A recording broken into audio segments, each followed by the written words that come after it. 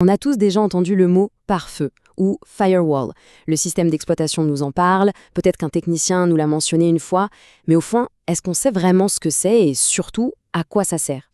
C'est pourtant une des toutes premières lignes de défense de notre vie numérique. Alors, ce qu'on va faire, c'est décortiquer ensemble ce concept qui est absolument fondamental. La question peut sembler un peu bizarre, c'est vrai, mais en fait, la réponse nous amène pile au cœur du sujet. C'est vraiment le point de départ parfait pour piger l'idée, au fond, très simple, qui se cache derrière chaque pare-feu. Et oui, figurez-vous que le terme ne vient pas du tout de l'informatique, mais bel et bien du monde de l'architecture, de la construction. C'est une idée qui était tellement simple et efficace qu'elle a été reprise telle quelle pour notre monde numérique. Ok, imaginez un incendie qui démarre dans un grand immeuble. Eh bien, ce mur spécial, le fameux pare-feu, il est là pour une seule chose: contenir le feu. Le bloquer dans une zone précise pour l'empêcher de tout détruire. C'est une barrière de protection, une vraie, conçue pour stopper la propagation d'une menace. Et voilà, le lien est fait. Le pare-feu numérique, il joue exactement ce rôle de barrière. Sa mission, c'est de séparer un réseau de confiance, disons un ordinateur ou le réseau d'une entreprise, d'un réseau qu'on considère potentiellement dangereux. En général, c'est Internet, bien sûr. Alors, comment elle fonctionne, cette barrière numérique? La meilleure image, c'est de penser à un gardien, un portier super méticuleux qui se tient juste à la frontière du réseau. Et sa mission, c'est d'inspecter absolument tout ce qui essaye d'entrer ou de sortir en suivant un livre de règles très, très strict. Pour faire son boulot, ce gardien, il examine ce qu'on appelle des paquets. Quand des données voyagent sur le net, elles ne partent pas en un seul gros bloc. Non, elles sont découpées en des milliers de petits morceaux, ces fameux paquets. On peut les voir comme des petites enveloppes. Chacune contient un bout de l'info, avec l'adresse de l'expéditeur et celle du destinataire. Et le processus, il est d'une logique imparable. Et surtout, il se passe à une vitesse hallucinante. Un paquet se présente. Le gardien regarde son en-tête. D'où il vient? Où il va? Quelle porte il essaye d'utiliser? Il compare tout ça avec sa liste de règles, et là, en une fraction de seconde, il décide. Toi, tu passes, ou toi, tu ne passes pas. Et ce livre de règles, il peut être super détaillé. La décision peut se baser sur l'adresse de l'expéditeur, le numéro de port visé, le type de protocole utilisé. Et pour les gardiens les plus avancés, la règle peut même l'obliger à ouvrir l'enveloppe pour regarder ce qu'il y a dedans, pour analyser le message lui-même. Bien sûr, tous les gardiens ne se valent pas. Forcément, les menaces ont évolué, les attaquants sont devenus de plus en plus malins. Le pare-feu a donc dû s'améliorer en permanence, un peu comme une course à l'armement numérique. Faisons un petit tour rapide des grandes générations pour bien comprendre cette évolution. Au tout début, on avait le portier de base. Il regardait l'adresse sur l'enveloppe et c'était à peu près tout. C'était bien pour les débuts d'Internet, mais il était assez facile à tromper. Des pirates pouvaient fabriquer des paquets qui, si on les regardait un par un, avaient l'air normaux. Et ce gardien un peu naïf les laissait passer sans se méfier.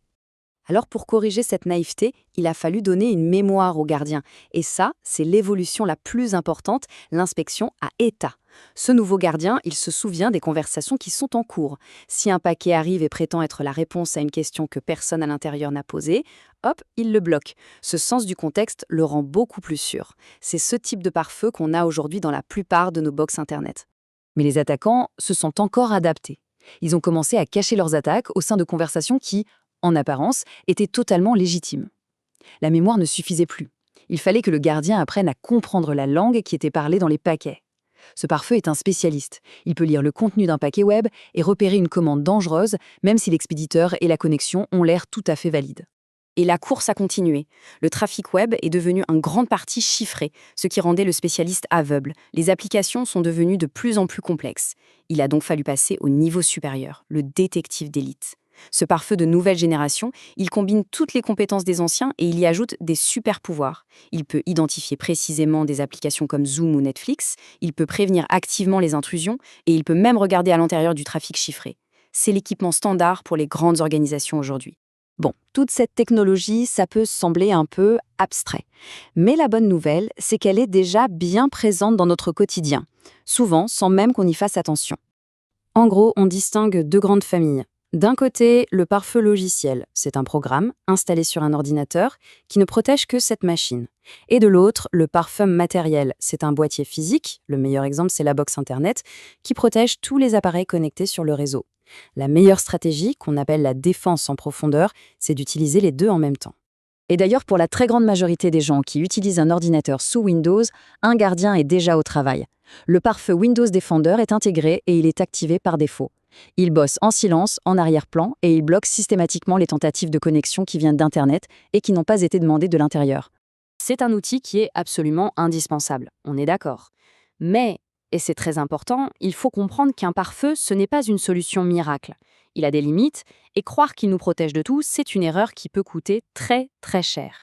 C'est logique, le gardien surveille la porte d'entrée. Il ne peut rien faire si la menace vient de quelqu'un qui est déjà à l'intérieur. De plus, comme le trafic est souvent chiffré, un pare-feu simple voit juste passer une enveloppe scellée sans pouvoir la lire.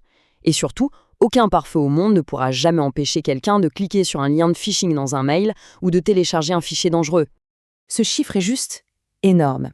Il montre bien qu'avoir un pare-feu, ça ne suffit pas. S'il est mal configuré, avec des règles trop larges, c'est comme avoir un gardien qui laisse la porte grande ouverte. Ça donne un faux sentiment de sécurité, et ça, c'est parfois pire que de ne pas avoir de protection du tout. Et pourquoi est-ce que cette protection est si vitale ? Tout simplement parce que les menaces sur Internet, elles sont constantes et automatiques. Il y a des robots qui scannent le réseau en permanence à la recherche de la moindre machine un peu faible. Sans cette barrière de base, un ordinateur est une cible ultra facile, qui peut être infectée en quelques minutes à peine. Voilà, cette phrase résume absolument tout.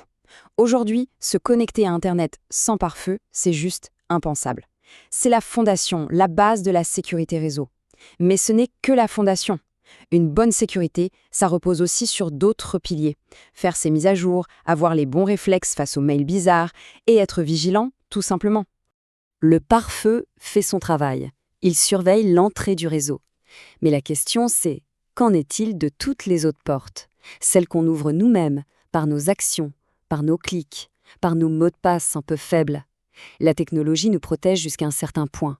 Mais au-delà, la sécurité, ça reste une responsabilité partagée.